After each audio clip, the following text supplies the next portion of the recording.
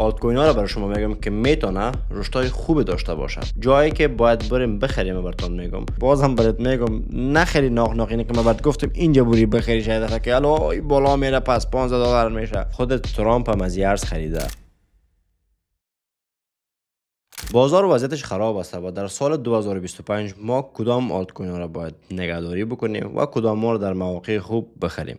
امروز لیستی از آلت کوین ها را برای شما میگم که میتونه رشدهای خوب داشته باشه، به خاطر که ETF هایشان آمده و به خاطر از اینکه پروژه خیلی قوی هستند. از جمله یکی از پروژه جدیدی که داخل بایننس آمده که دیروز تقریبا تا نیست بالاتر از 1000% رشد بکنه. جایی که باید بریم بخریم براتون میگم و چقدر سرمایه باید بالاش وارد بسازیم و کدام ارزها بهترین وقت سرمایه گذاری است و چرا بیت کوین پایین رفت و چرا باید بیت کوین دوباره بالا بره یا اینکه پایین بره. فقط یک ترس داخل بیت کوین دارم که بیت کوین میتونه تا $80,000 آمریکایی اصلاح بکنه و اگر این اصلاح نشد امکان داره که ایتیش جدید بزنیم. و امروز هم در مورد این مکمل صحبت میکنم که چی گپای قرار است داخل مارکت باشه و شما باید چی کار بکنید به حیث یک سرمایه گذار و تریدر ارزهای دیجیتال. من از تجربیات 8 ساله خود برای شما میگم و اگر فکر میکنید این ویدیو برای شما مفید است حتما لایک بکنید و ما را سابسکرایب داشته باشید که بخیر با 100,000 سابسکرایبرز برسیم تا اینکه تیک آبی یوتیوب هم بگیریم. و تشکر از اینکه همراه ما میشه وقت هستین. قربان تک تک شما. اولتر از همه داخل چارت SME دولت امریکا یا بازار امریکا هستیم و این چارت که بهتون نشون میده چاپ کردن دلار است. یعنی دلار باید کدام اینجا اگر ایره میبینین این چارت دوم که است به نام چارت WALCL فدرال رزرو است. این نمایانگر از این است که چقدر دلار داخل بازار امریکا یا داخل خود امریکا چاپ شده است. و اگر نگاه بکنیم زمانی که در وقت کرونا دلار شروع کرد به چاپ کردن، البته از اینجا شروع کرد که بیت کوین در سقفش بود. سقفش تقریبا $13,000 آمریکایی بود. افتید تا $3,000 آمریکایی یک بیت کوین رسیده بود که زمان مسکو بودم و بعدش شروع کردن یک دفعه چاپ کردن دلار. و بعد از اون زمانی که اینا چاپ کردن دلار شروع نکرد بازار بالا رفتن، تقریبا شروع کرد ایتیش زدن. بعد از 217 روز و ایتیش قبلی خود شکستان به 273 روز، تقریبا یک سال بگی، تقریبا در یک سال تونست که بلندترین قیمت خود ببینه. و از اون بعد اینجا هم یک دراپ داشتیم. این دراپ ها اگر شما ببینید تقریبا 20 تا 30% دراپ بوده هر بار. و اینجا مثلا به کرونا 52% در ظرف 42 روز، ظرف یک ماه 60% افت داشتیم داخل بازار امریکا زمانی که کووید یا کرونا آمده بود. ولی بعد از اون مارکت چی کرد؟ از اون طرف شروع کرد رفت و قیمت شد در 400 روز دیگه شد قیمت $65,000-$64,000 آمریکایی که 1156% مارکت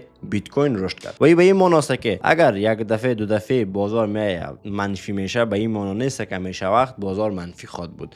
و بعض اوقات هم به خاطر ترس مردم هست که اینا بیان به مردم نشان بدن که بله ما اینا میفروشیم، شما هم بترسین از ما و شما بفروشین برای ما که ما باز قیمت‌تر برای شما بفروشیم دوباره. متوجه هستین؟ یعنی بیت کوین ارزان بخرن و بیت کوین قیمت پس برای ما تو سودا کنه. ویدیوی قبلی براتون گفتم که چرا اینا دستکاری میکنن بازار و قیمت پایین میاد و چرا بازار باید پایین به قبل از این پایین رفتن برای شما گفته بودم اگر ویدیوی قبلی دیده باشین. یعنی که برای از اینا بس حرفا نیست که قیمت بیت کوین 100,000 برن بخرن، میارن قیمتش پایین که برن قیمت پایین برن بیت کوین بخرن. چرا برن قیمت بالا بیت کوین بخرن در صورتی که براشون باوره نیست؟ و این چارت را که میبینین نشان دهنده چاپ دلار است که دلار چقدر چاپ شد. و این قسمی که میبینین دلار کمبود شده، فقط اینجا تقریبا چند میلیارد دلار چاپ کردن و دیگه ای که پایین رفت رسی مثلا از بین میاد دلار یا کدام مشکل برش پیش میاد یا ای که داب میغلطه میسوزه هر بالایی که برش میاد. ولی مثلا دلار دانایش مثلا یا ارزشش کم شده داخل بازار، دانایش البته ببخشید، ولی وقتی پایین میاد ارزش دلار بلند میره. و ما منتظر از هستیم که پرینتر آقای جرم پاول بیایه و اینجا پرینت شروع بکنه و قیمت ببره رو به بالا. و هر زمانی که شروع بکنن با چاپ کردن دلار، قیمت بیت کوین راکت وره میره طرف بالا. البته زود که نه، چند وقت طول میخوره.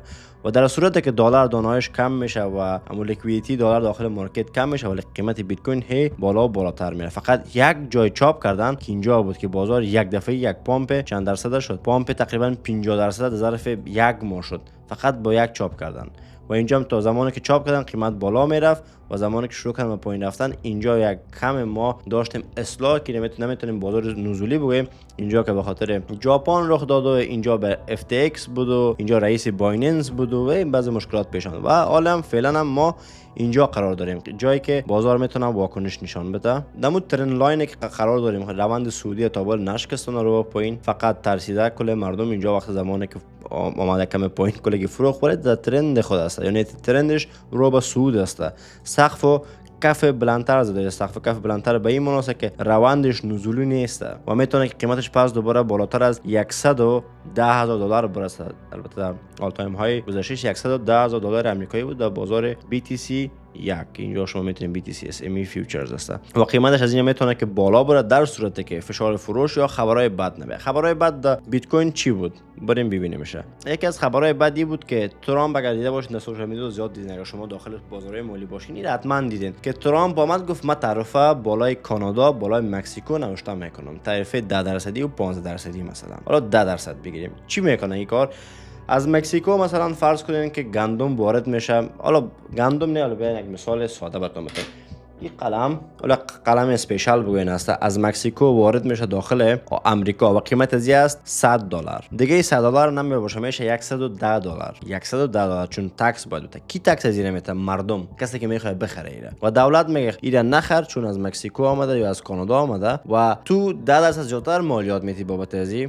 ولی اگر بوری قلم امریکایی خود مرا بخری شاید $120 هم باشه، کمی قیمتتر باشه، ولی تو به اقتصاد امریکا کمک میکنی و اینا کوشش میکنن که مردم امریکا دیگه نخرن مالای از اینا را، یعنی تکس بلند میبره و همچنان بالای کانادا میکارشون، یعنی که تمام مالای کانادا وقت داخل امریکا میشه شروع بکنن به این که قیمت بفروشن و قیمت ارزش همو ارزش است، دانش همو دانه است و قیمتش که از اونجا آمده همو قیمت است. فقط دولت امریکا تکس بالاش مانده، یعنی یک نفری را میخره 20% بالاتر تکس بده، 10% بالاتر تکس بده. چند روز بعد جاستین ترودو که اینجا شما میبینین آمد و گفت که ما هم نفهم 20% یا 15% بالای امریکا تعریف آوردیم، یعنی هر مال امریکایی که داخل کانادا فروخته میشه باید 20% کسی که میخره پول زیادتر بده. از اون خاطر یعنی میگه بزده که دیگه. و همچنان بالای چینی کار انجام داد امریکا گفت که مثلا بالای تمام چیزای چین 15% یا 10% بیایم. حالا ما خلاص میگم زیاد دقیق نمیرم، اگه خواستین در گوگل ببینین. یعنی امریکا بالای چین هم تعریف خود آورده یا تعرفه خود آورد و چین همچنان گفت که بالای تمام گاز و نفت یا امریکا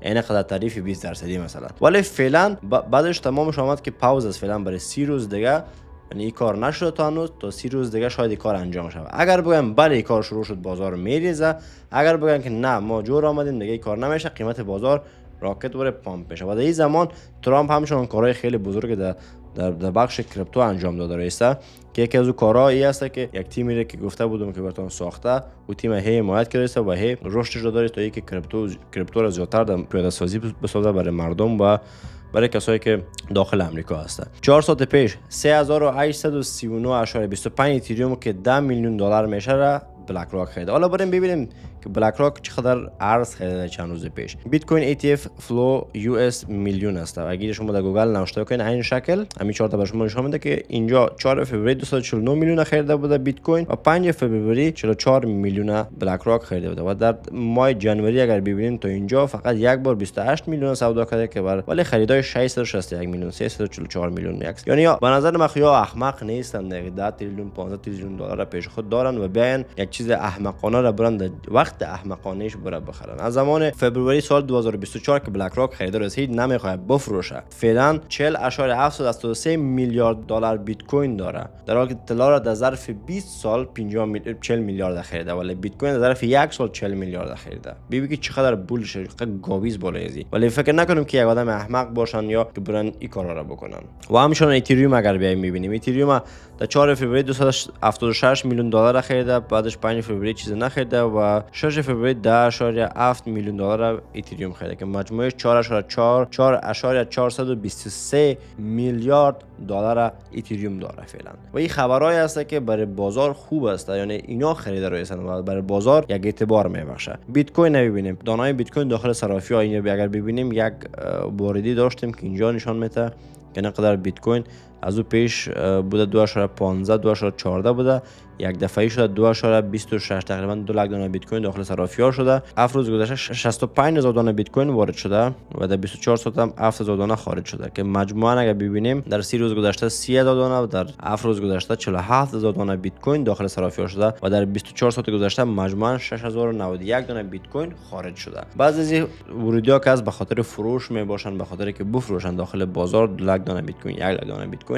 بفروشن بازار یک دستکاری کنن و این هم داخل کوین بیس است. داخل کوین بیس به خاطر که امریکا دستکاریش میکنه، نه دیگه کشور مثلا بایننس نورمال است، ولی داخل اینجا داخل کوین بیس نه، چون امریکا است و دستکاری خود امریکا است. پس بفهمین پشت کارا فعلا امریکا است نه کسی دیگه. و ارز که میخواستم براتون بگم یکی از ارزها ارز اتنا است که در موردش میخوام زیادتر صحبت بکنم. یکی از کارهایی که اتنا میکنن دلار جور میکنه که شما میتونین دلار را بخرین و برین هولدش بکنین یا استیکش بکنین. برای شما تقریبا سالانه 6 تا 15 تا 20% برای شما ای پی آی میده یا فایدهش براتون میده.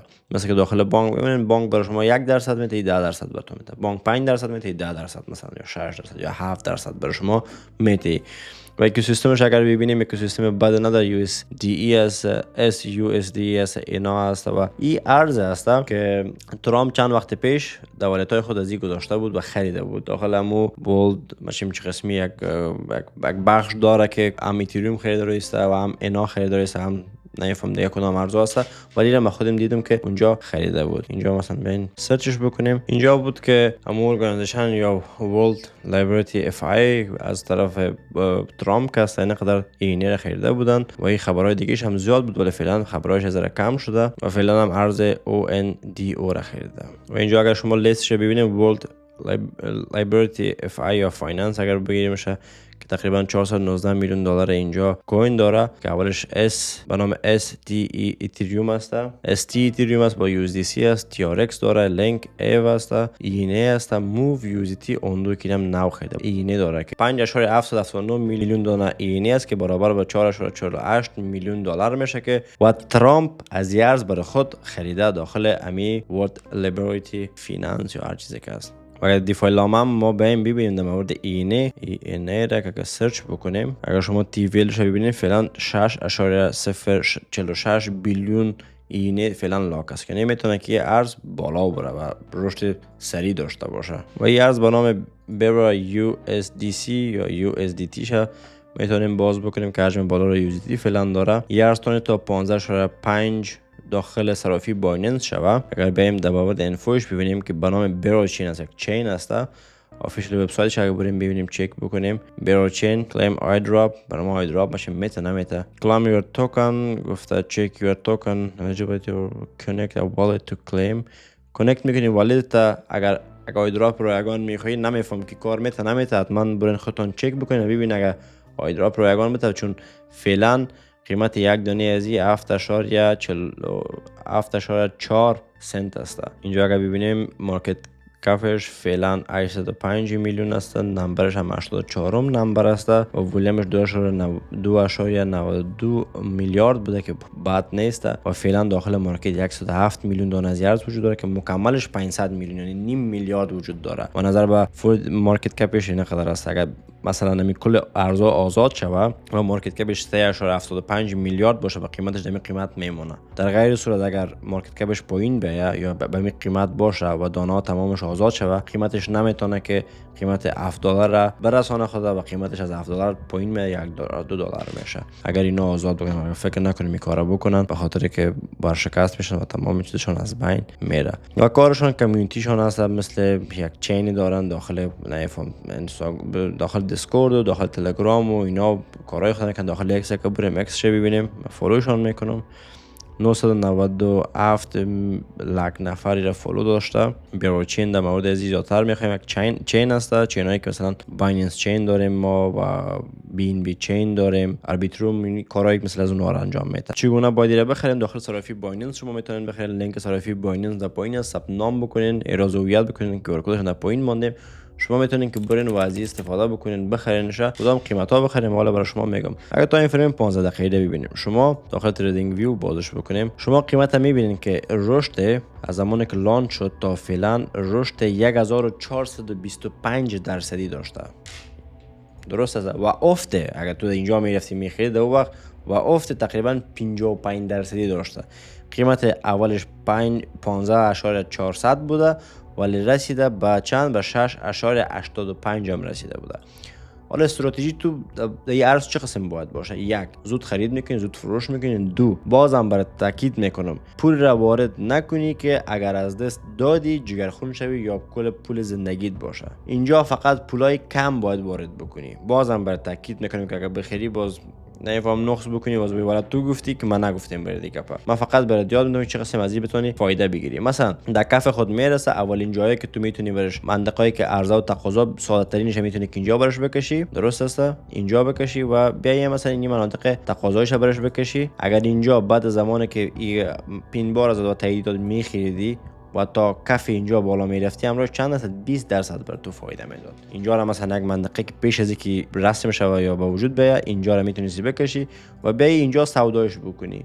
اینجا سودا بکنی و فایده خود از داخل مارکتش میگرفتی و بعدش دوباره شورت نمیگرفتی، منتظر میبودی که دینی مناطقی که هست بتونه یک کندل تاییدی بر تو بده و بعدش مثلا کندل تاییدی چه قسم میباشه؟ به این شکل یک کندل تاییدی باشه، من رنگ سبز بکنم براتون. یک کندل تاییدی به این شکل باشه مثل اینجا و مثل یک پین بار. مثلا اینجا یک کندل دیگه برای ما تو بده، مثلا این یک پین بار برای ما تو بده و بعد از پین بار این یک تاییدی برای ما تو بده که ما بتونیم اینجا خرید بزنیم و قیمت بلندتر بره. اگر نتن نمیتونیم بخری. بازم برات میگم نخری ناق اینه که من بعد گفتم اینجا بری بخری شاید دفعه که الو بالا میره پس $15 میشه که نمیشه. اگر یاد نداری که چه قسم ترید بکنی نه به لحاظ خدا داخل از این نشو. نه تنهایی در بسته کریپتو داخل نشو که نمیفهمی که چه قسم باید ترید بکنی. بیخی عصبانی میشم بعضی اوقات میبینم که پولای خود مردم از دست میته و نمیفهمن که چرا.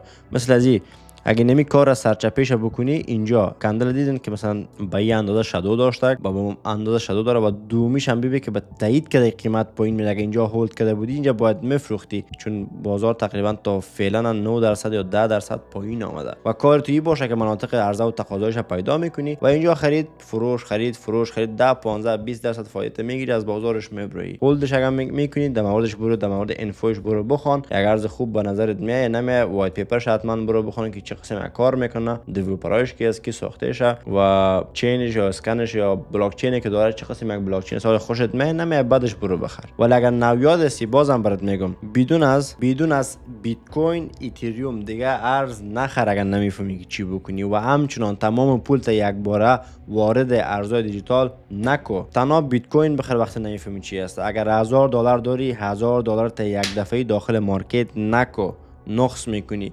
DCA دلار کاست اوریج یعنی که $1000 داری تقسیم 10 بکو، هر 2 هفته بعد $100 بخر. مهم نیست قیمتش چند است یا هر ماه $100 برو بخر. در این ویدیو قبلی برای شما گفته بودم که چه قسم شما میتونید یک موتور برین بخرین فقط با سرمایه گذاری $5 تا $20 یا با سرمایه گذاری $100 در ماه. شما چه قسم میتونین موتور دلخواه خود بعد از چند سال بخرین. این ویدیو بالا برای شما قشنگ تشریح کردیم. برین یک دفعه ببینید با یک حسابی ریاضی بسیار ضعیف میتونین که شما خودتون درک بکنین که ببین بله این کار امکان داره. و پس لطفاً بازم براتون میگم اگر آموزش ندیدین آموزش ببینید و داخل مارکت شوین. ارزایی که براتون گفتم حتما در مورد زیادتر برین بخونین، زیادتر یاد بگیرین. نویاد هستین بالای بیت کوین و اتریوم سرمایه گذاری کنین، بالای BNB سرمایه گذاری بکنین. صرافی اگر ندارین صرافی بایننس استفاده بکنین. برای افغانا کار میته، با پاسپورت افغانیتون میتونین ثبت نام بکنین و ایراز هویت بکنین. تمام چیزام خیلی ساده است که کار انجام بدین ولی آموزش کار داره، صبر کار داره. اگر نویاد هستی گفتم اول بیت کوین و اتریوم دیگه نمیخوایم براتون بگم، زیاد گفتم. قضیه بخرین و هر ماه برین یا بخرین پولتون تقسیم بکنین. اگر از پول فایده کردی از مارکت میتونی که داخل از این چینی که من ارز نوی که داخل بایننس آمده میتونی که داخل از این ترید بکنین چون زود بالا میره زود پایین میره، فایده بکنی از پیشش و یک پروژه قشنگم معلومه. شاید من خودم از ارز بخرم. شب و روز خوب خوش داشته باشین. الله نگهدار همه شما.